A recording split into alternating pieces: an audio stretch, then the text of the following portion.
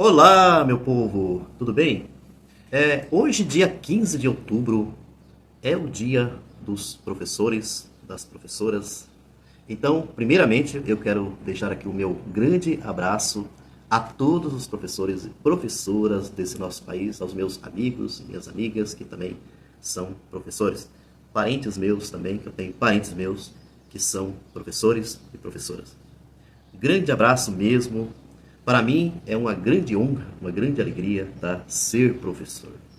Eu adoro ser professor. Muito contrário de que a sociedade, né, prega por aí essa coisa assim ruim com relação a ser professor, como se o ser professor ou ser professora fosse uma das piores profissões que existe na face da Terra, né?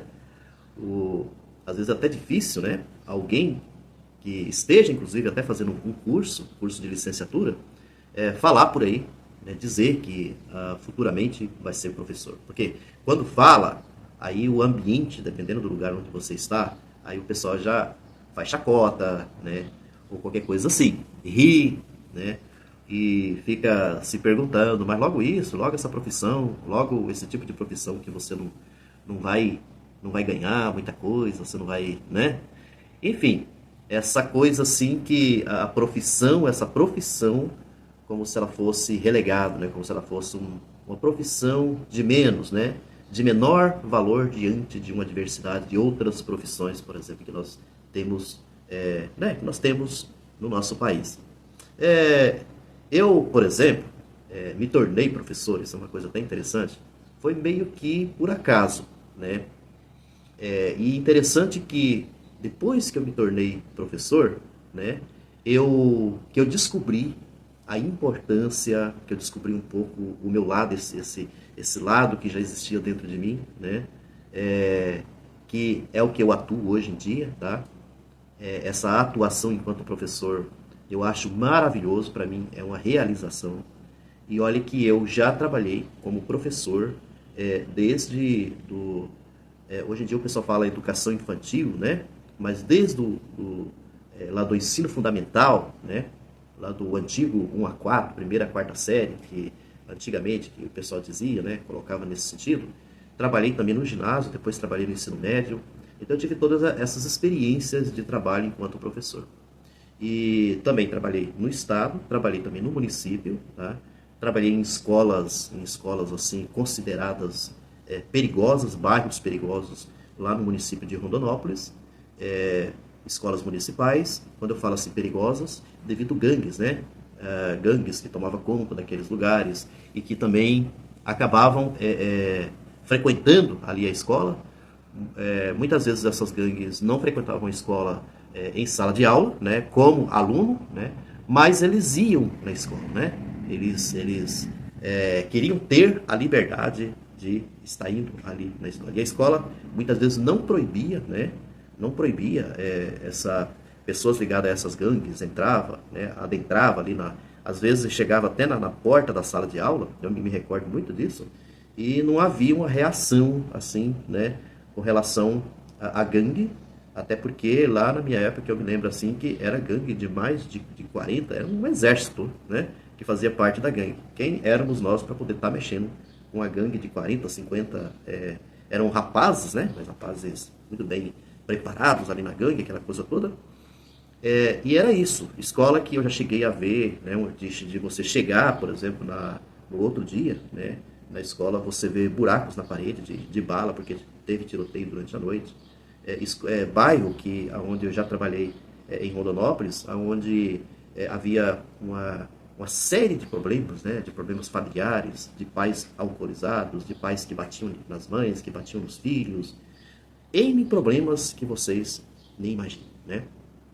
Mas enfim, então tem esses detalhes. Eu não pretendo aqui contar todo o meu histórico, né?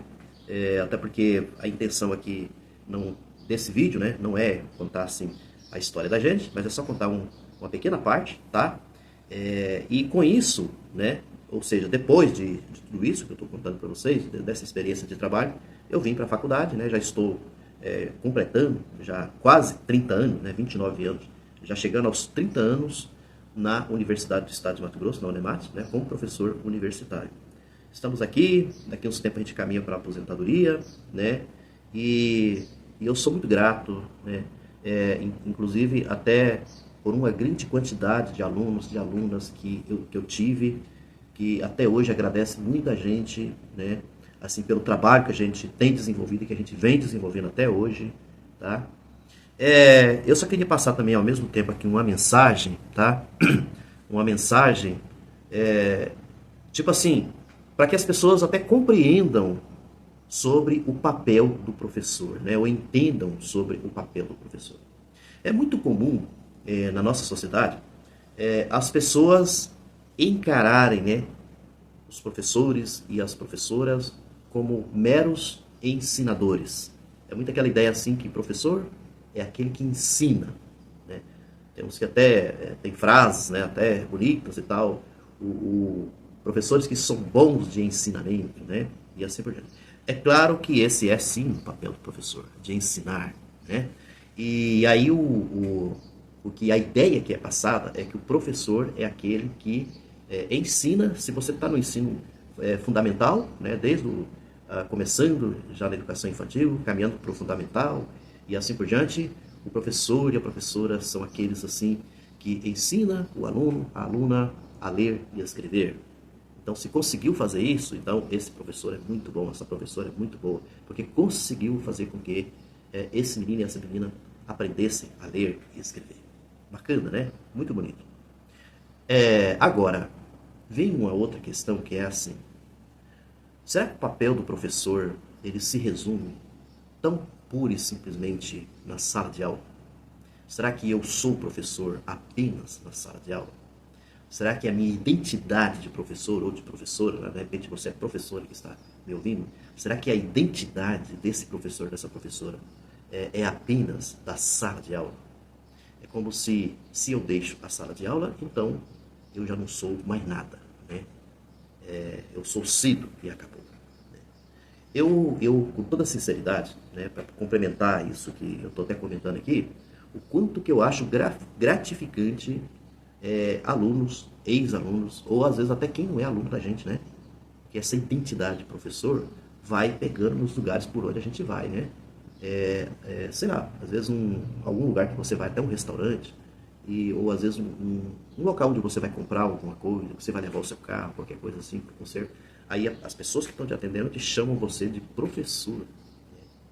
Eu sei que tem gente que não gosta. Eu sou o contrário.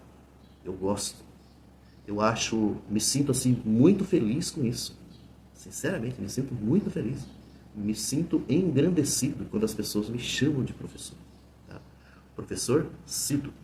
Bacana. Isso é maravilhoso, né? A gente pegar essa identidade de professor, não é só o professor da sala de aula, que você saiu dali da sala de aula, acabou, já não é mais o professor. Não. A gente não tem os doutores da vida por aí, não tem os médicos, não tem os advogados, os engenheiros, como que eles são tratados, né? São tratados como doutores, né? Doutor fulano de tal, doutor, às vezes nem quase não se fala o nome, né? Fala mais doutor, né? Apesar de que a gente também está nesse mesmo caminho, né, do doutor. Eu, por exemplo, eu fiz o doutorado, tenho uma diversidade de colegas que também são doutores, são professores doutores, né? Mas a sociedade, assim, ela já criou esse estigma, né? Um estigma social de que doutor, quando você vai mencionar o doutor, é o advogado, é o médico e assim por diante, né? Isso porque dizem que tem lei que vem desde o período do Império, né? E um dos imperadores, não sei se foi Dom Pedro II, desses imperadores que instituiu esse doutor, essa doutora, né? Para os advogados e para os médicos aqui no nosso país. Eu não faço questão com relação a essa coisa de você, do lado da formação, né, do título, né, desse título de doutor, é uma questão que eu não faço muita questão. Para mim não tem nenhum problema. Basta que eu seja chamado, por exemplo, de professor. E pronto, né? Porque essa figura de professor, inclusive, vai me igualar, né? Vai me igualar a todos os professores e professoras do nosso Brasil, né? Então vai me colocar dentro desse quadro, né? Então eu acho isso assim uma maravilha. Isso é maravilhoso. Não tem coisa melhor do que isso, né? E aí, uma outra questão, assim, muito interessante, né? Como eu comecei a falar sobre a identidade do professor e também de que o professor, ele não é professor apenas na sala de aula, né? Aqui eu vou trazer aqui um grande mestre, um grande educador, que nesse dia também a gente precisa trazer presente e recordar dele, que é o nosso querido Paulo Freire, né?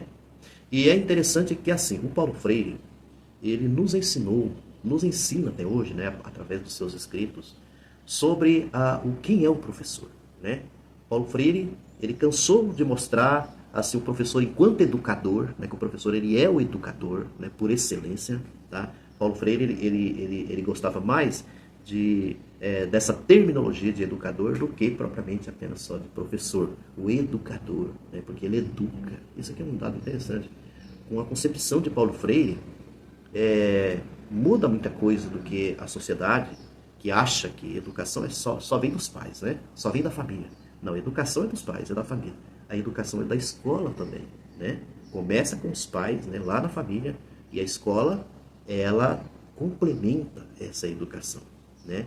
A escola, inclusive, ela traz uma educação, por isso que pode ser considerado como um complemento mesmo, né? Que os pais não conseguem, né, trazer esse tipo, ou ensinar esse tipo de educação, tá? Porque a educação é muito complexa, ela exige muito de nós, né? Igual uma educação crítica, uma educação libertadora, um exemplo. E isso, em grande parte, você vai conseguir na escola, tá? Esse é uma grande importância que tem a escola. Não apenas o papel de ensinar, mas de educar, né? Que é uma palavra muito mais interessante, né? Então, aí, como eu estou dizendo aqui, o Paulo Freire também, ele nos ensinou, né? E nos ensina nos seus escritos que o professor, ele é uma pessoa, tá? Que no dia a dia ele participa de uma série de coisas na sociedade, porque o professor ele precisa ser, por exemplo, professor e a professora, que vai dar um exemplo para a sociedade. Que ali também vai existir um tipo de educação que você está passando para essa sociedade, né? O que eu quero dizer? O professor ele participa de movimentos sociais, né? O professor ele está muito bem antenado nas participações sociais. É claro que ele vai ter a sua liberdade no que ele quer participar, mas é importante essa participação nos movimentos sociais. O professor é aquele que ele tem uma forte ligação com a política e entender muito bem que essa ligação que eu estou falando com a política não significa que o professor precisa ser um deputado, um vereador, um prefeito, qualquer coisa assim. Se ele quiser se candidatar, ele se candidate e vire um vereador, uma vereadora, qualquer coisa. Não é isso que eu quero dizer.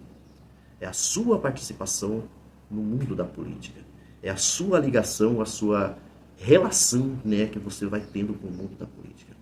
Isso é importantíssimo, e o Paulo Freire, ele nos ensinou muito isso, né? O que, inclusive, Paulo Freire ele vai até chamar de militância política, né? Então, o professor é um militante, a gente entender esse negócio de militância, né? É uma participação, uma luta, né? Que a pessoa, vou dar um exemplo para vocês assim, a participação em sindicato dos professores, né? Para dar um exemplo, associação de professores e assim por diante. É importante participar, é importante estar ali, porque a gente tem que entender que a educação é esse processo que tudo isso está ligado, não está desligado, tá? Aí tem muita gente que não participa de nada, ele não participa porque ele acha que professor só tem que dar aula, né?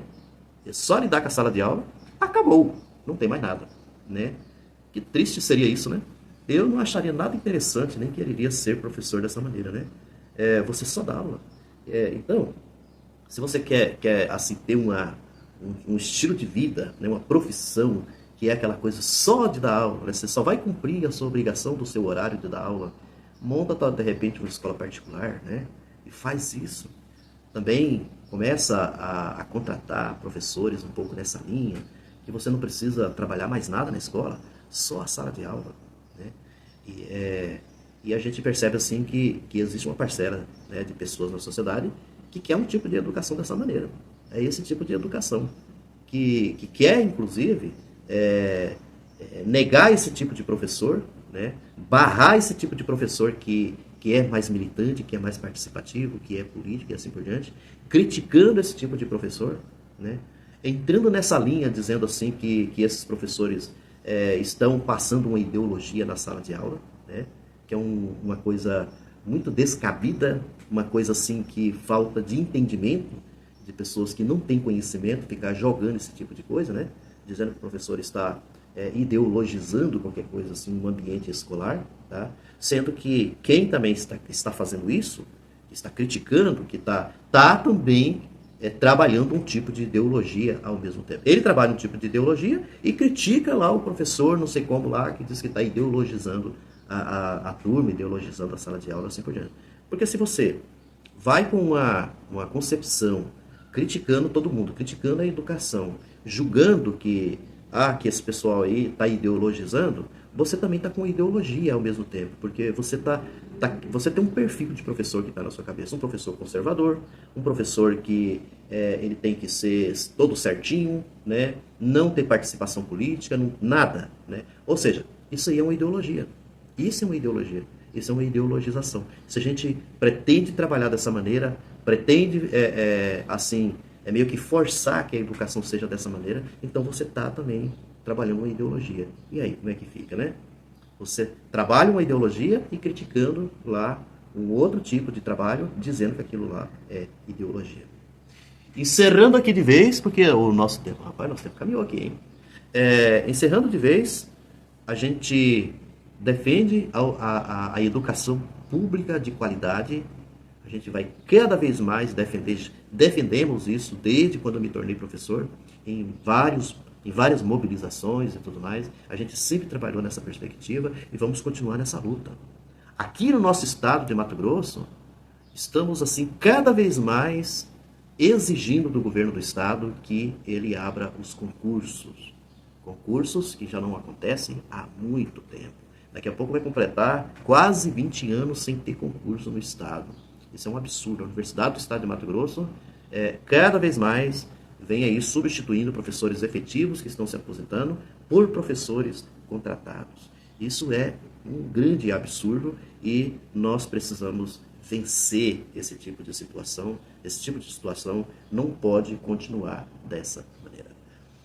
Tá bom, então, obrigado. Um grande abraço a todo mundo, tá? Fiquem com Deus. E está aí, então, e que eu deixo aqui esse meu grande abraço, meus parabéns a todos, todas, professores e professoras do nosso estado, aqui da minha região, aqui da cidade de Cáceres e do nosso imenso Brasil. Até a próxima, que será amanhã, segunda-feira.